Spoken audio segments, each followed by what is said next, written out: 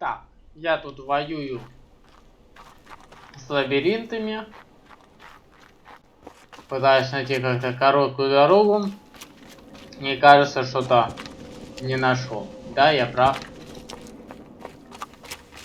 Еще лабиринт на горе.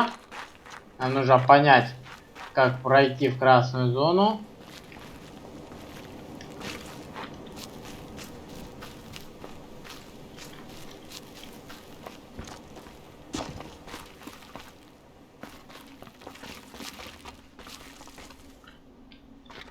Так, ну мы идем наверх.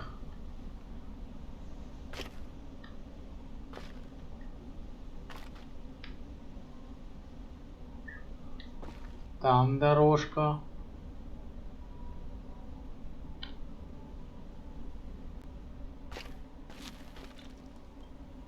Мне кажется, или я что-то не досматриваю.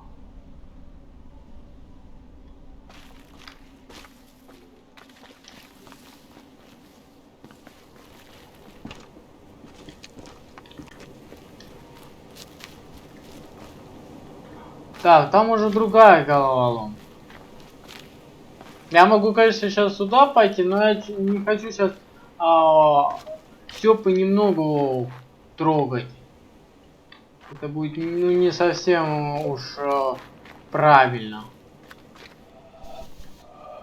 Здрасте, кружок.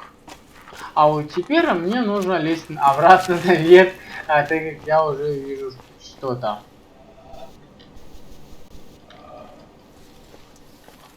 А тут, я так понимаю, небольшой участок. Он когда с местными деревьями контактирует. Давайте теперь пытаться понять, это как работает. Так, ну отсюда я могу пощупать, но я ничего не получу. Значит, поднимаемся выше.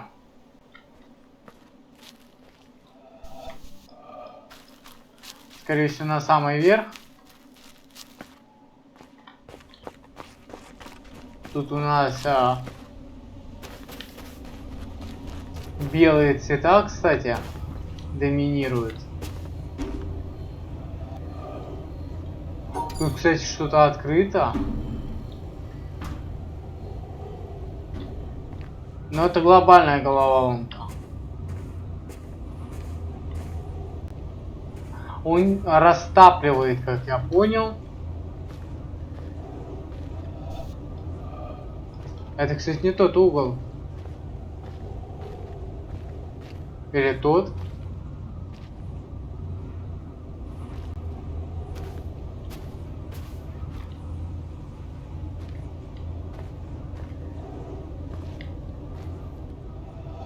Так, приехали.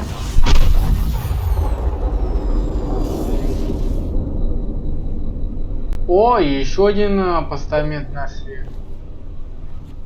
Так, я там еще вижу.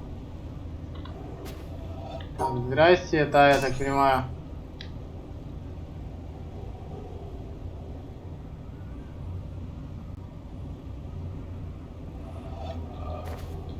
И что?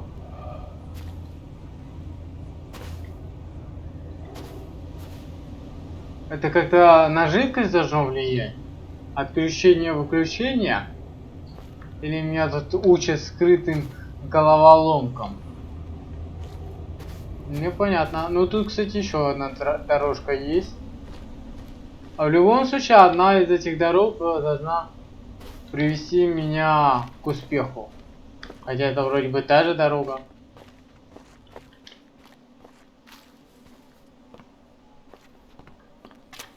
Так, желтуха.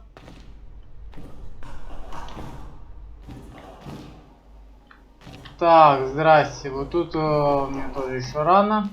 Чем я дальше отхожу от дома, скажем так, тем больше тупиков я вижу.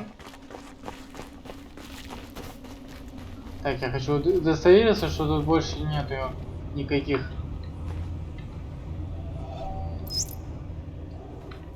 Up there, You go around every hour and a half, time after time after time. You wake up usually in the mornings, and just the way that the track of your orbits go, you wake up over the Mideast, over North Africa. As you eat breakfast, you look out the window as you're going past, and there's the Mediterranean area, and Greece, and Rome, and North Africa, and the Sinai, the whole area. And you realize that in one glance, that what you're seeing is what was the whole history of man for years, the cradle of civilization. And you go around down across North Africa and out over the Indian Ocean and look up at that great subcontinent of India, pointed down toward you as you go past it.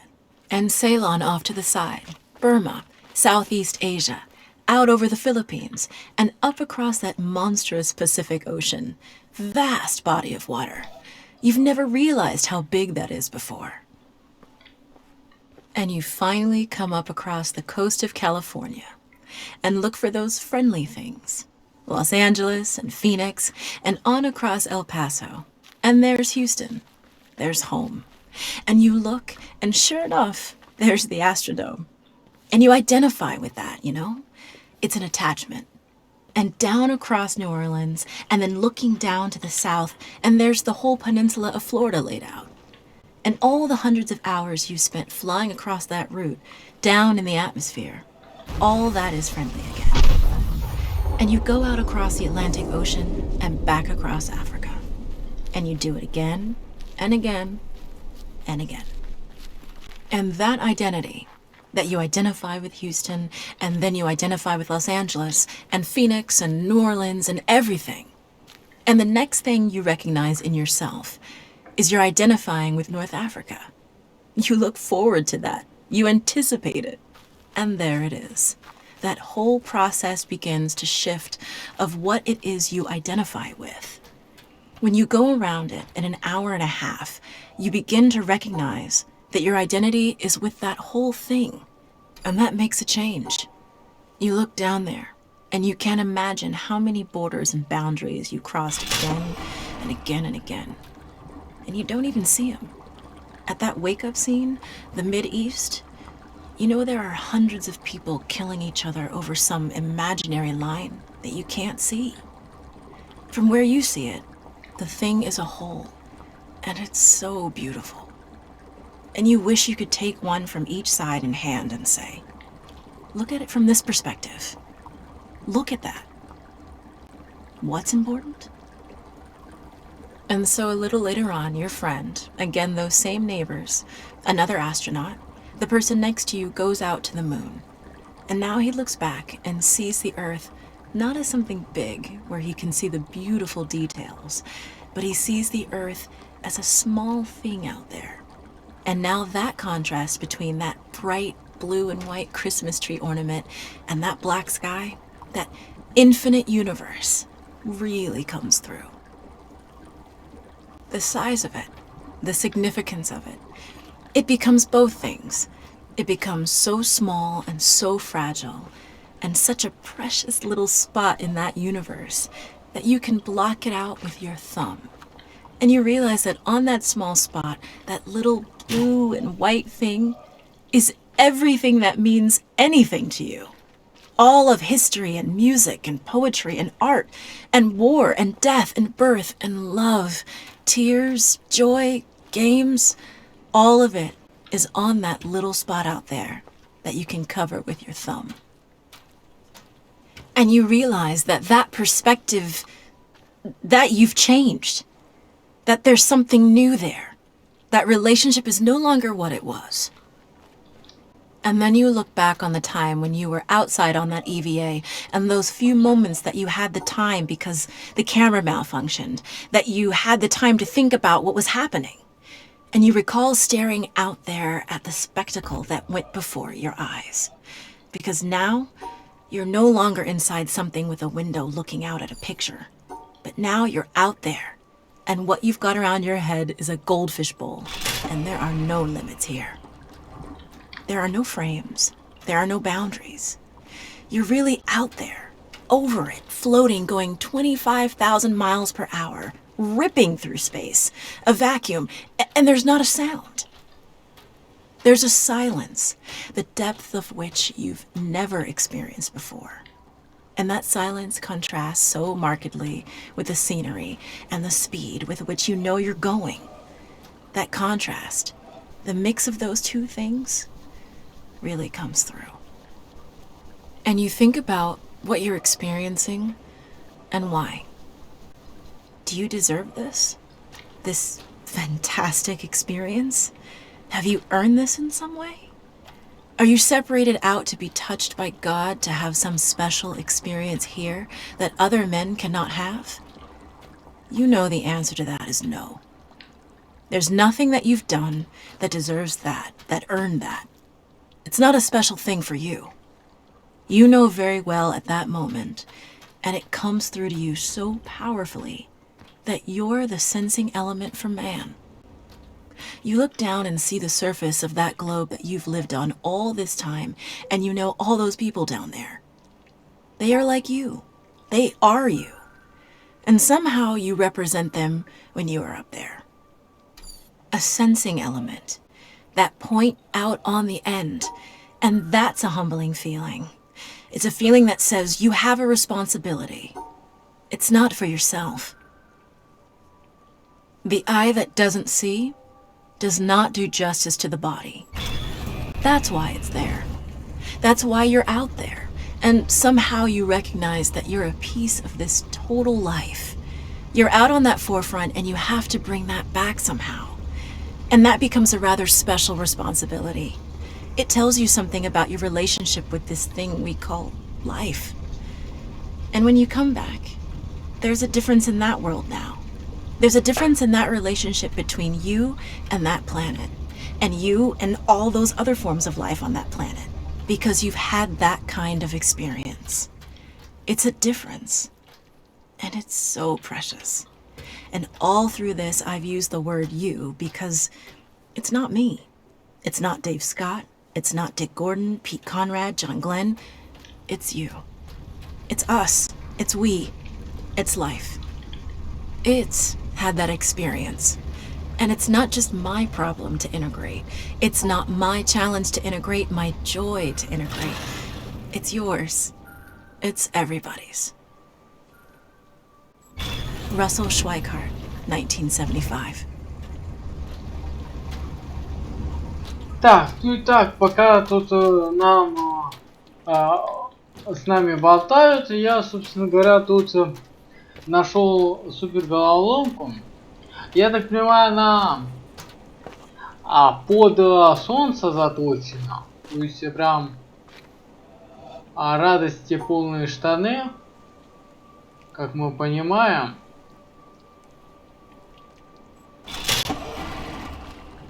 Так.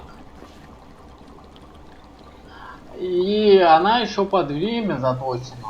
Я так понимаю. Тут время, солнце, позиции. Это, короче, мега супер скоростная головоломка. Также еще, я так понимаю, собственно говоря, этот цветастый сектор — это одна большая боль, так как пока что все плохо.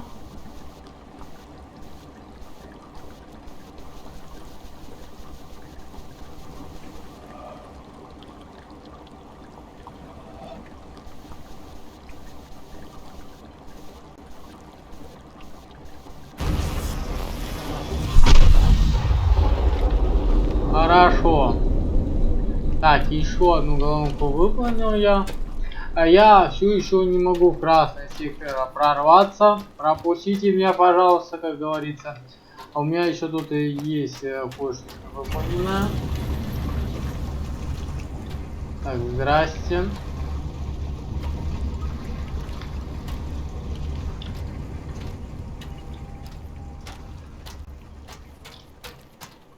Так, и мне нужно тянуть до сюда, на самом деле, эту головоломку гигантскую. Я до сих... Я вот не понимаю, как попасть в красный сектор. Тут я не вижу никаких механизмов, которые явно говорили, что мне именно туда. Так, он как будет крутиться? Тут остановится или пойдет дальше? Меня как бы сейчас черная точка интересует. Ну отлично. Шикарно. Там просто сектор абсолютно глухой.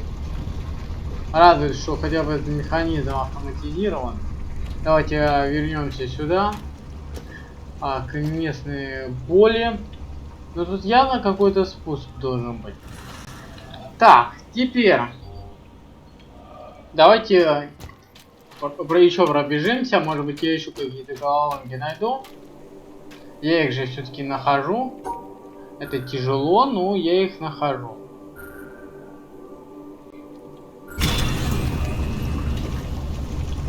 Тут пока зону полностью еще не просмотришь, головоломки не начнут в глаза идти.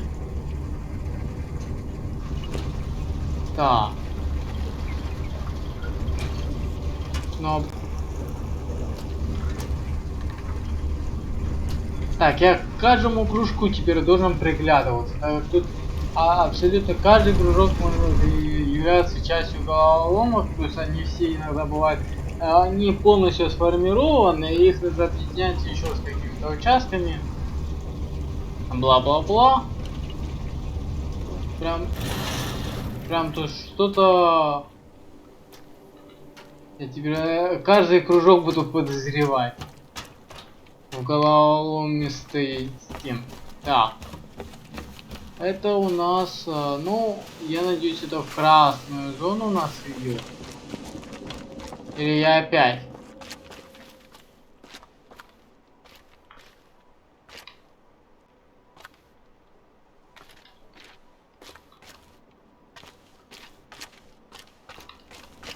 Так, хорошо, нам нужно дальше.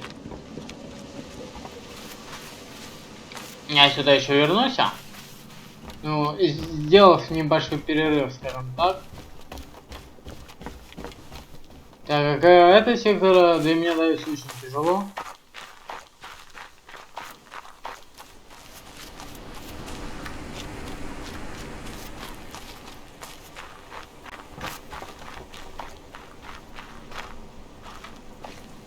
Так, бамбуковая роща.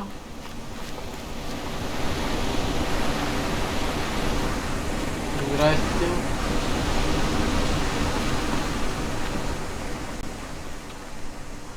Так, это у нас... Окей, это развилка. Мы все равно прям сюда. Тут цвета есть.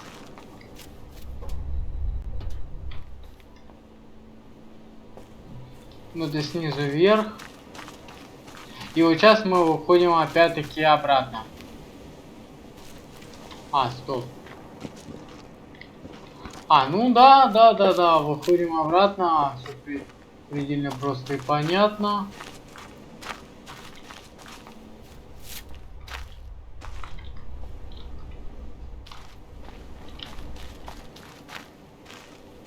Так, это спуск.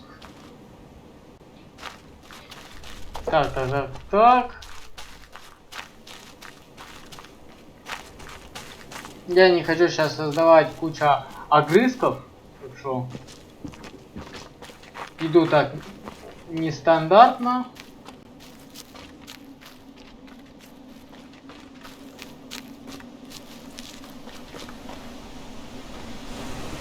О!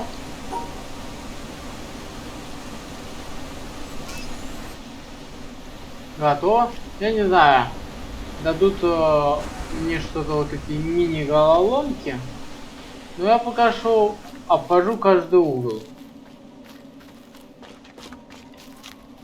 А вот мини-головоломки, я думаю, тут самая сложная задача будет на добивание. Так как тут некоторые места так хорошо спрятаны, что я чисто методом обстукивания стенок нахожу.